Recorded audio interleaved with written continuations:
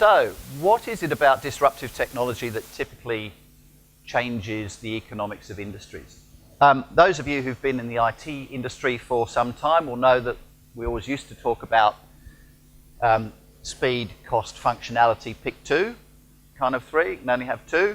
Well, now, of course, what a lot of technology does is it actually changes all of those. Cost, reach, simplicity, speed. So if you think about, here's a few examples of industries that have been disrupted that are very obvious. So from the top left, photography, recorded music, publishing, travel, retail. Not going to dig into them, but essentially they are combinations of those things above. So if you just take music as an example, you know, the ability, the cost equation has been changed completely by essentially taking out the requirement to physically produce was records, then cassettes, then CDs, and now you can get them all online. The other thing, of course, that is the business model was broken up by a disruptor, Apple. So you don't have to buy things in this rather archaic and quite quaint now notion of an album. It only came out of the physical properties of a piece of plastic going way back, because that's what they were. But the ability of speed and the simplicity of all of those things is what drives change. Some of the others that are underway at the moment, the whole notion of MOOCs, massive online open courses in higher education, payments, you know, the Bitcoins of the world, the real buzzy thing of the moment, fintech,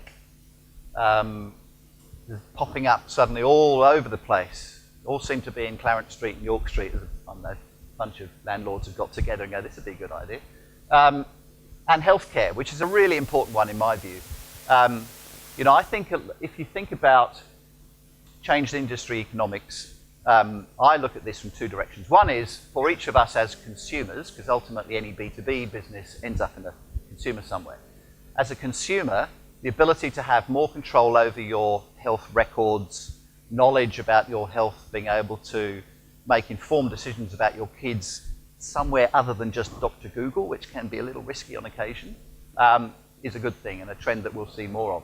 But if you think of it from the economy-wide point of view, the current construct, which is really capital-heavy, of doctors and hospitals and surgeries, and labour-intensive, you know, doctors, nurses, and people having to physically go to places around typically a relatively narrow range of things that drives the health system.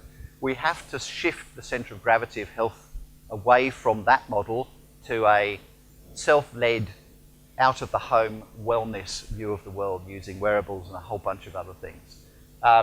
So, you know, when I think of technology from that point of view, I know technology can be very scary to lots of people and quite threatening, but when you think of it in the positive connotation of what it can do for both the economy and individuals in lockstep, as I absolutely believe it will do for health, then it's a really positive and exciting thing.